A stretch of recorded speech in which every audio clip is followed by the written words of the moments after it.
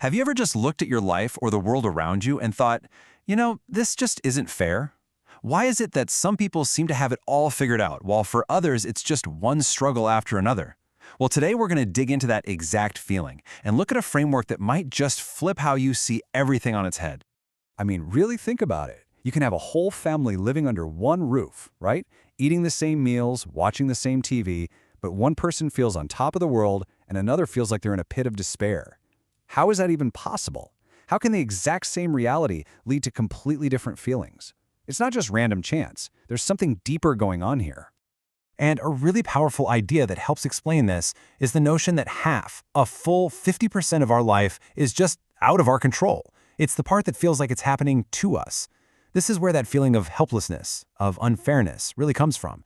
It's shaped by stuff that's really, really hard to change in the moment. But if that's only half the story, what about the other half? So to really get a grip on this unchangeable half, we're going to borrow some concepts from Buddhist philosophy. They have this amazing way of mapping out how our reality actually works. And it all starts with a fundamental principle about where our world even comes from. That principle is captured in a beautiful phrase,向由心生. It basically translates to phenomena arise from the mind. And the idea here is pretty radical. It says that the world you see, everything, all the people, places, and things, isn't just some objective thing that's out there. No, it's actually a projection, a kind of movie that's being played from a much, much deeper level of your own consciousness. So what is this deep consciousness? Well, it's called the eighth consciousness, or the storehouse consciousness.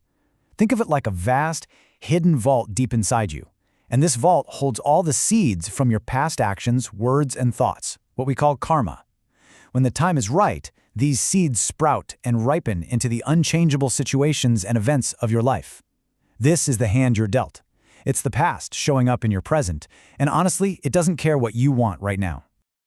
Okay, check out this classic example that makes it all click. Imagine a glass of water. To you and me, a human, it's water. We drink it. Simple. But because of those different karmic seeds in their storehouse, other beings see it totally differently. A hungry ghost, who's always tormented by thirst, sees that water as a terrifying ball of fire. A fish? That same water is its entire universe, its home. And a god or a deva might see it as a stunning crystal palace. Which of course leads to the big, mind-bending question. So, what is the water really? And the answer, from this point of view, is that it has no single, fixed reality. It becomes whatever the consciousness of the one looking at it projects it to be. And that is why life can feel so fundamentally unfair. We're all walking around in a world that's being projected by our own unique, invisible karmic past. All right, I know what you might be thinking. If half of life is this unchangeable movie from the past, that sounds kind of bleak, right? But this is where the whole story takes a turn for the better. Because while we might not control the events that pop up, we have total power over the other half of the equation, how we choose to interpret it all. So let's lay it out side by side. On one side, you've got the unchangeable. That's the eighth consciousness, the karma, the event that just happens. That's the cards you're dealt. But on the other side, you've got the changeable. And that's your sixth consciousness, your thinking mind. That's the meaning you give to the event. This is how you play your hand. And that, right there, is where all of your freedom, all of your power truly lies. And listen, this isn't just a nice little philosophical idea. This is a game plan. Everything changes the moment you stop trying to control the uncontrollable events and start focusing on mastering the one thing you actually can control, your own mind. So what is this sixth consciousness? It's basically your everyday thinking mind. It's the voice in your head that's always analyzing, judging, and putting labels on everything. The eighth consciousness delivers the raw data, the facts of what happened. But it's your sixth consciousness that writes the story about those facts. And you got to get this. That's where all the magic happens. That's where your power is. And this brings us to our second big principle, another great phrase, 相随心转. This means that phenomena turn according to your mind. See, the event itself doesn't change, but its effect on you, its very nature as you experience it, gets completely transformed by how you interpret it.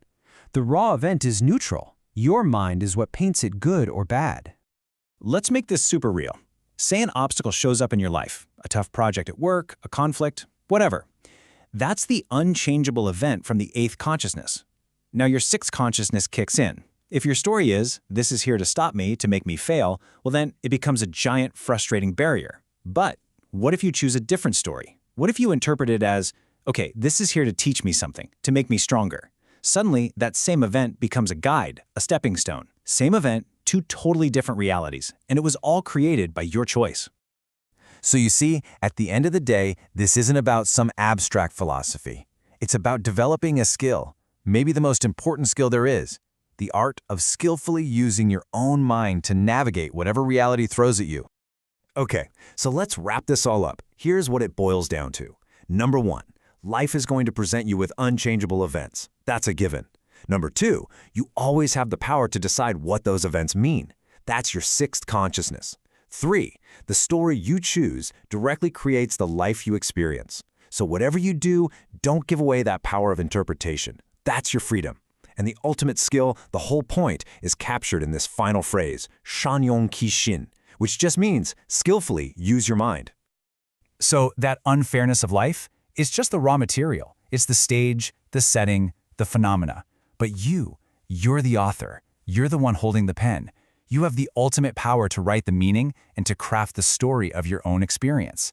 So the real question isn't what the world's going to throw at you next. The real question is, what story are you going to choose to write about it? What's your next chapter going to say?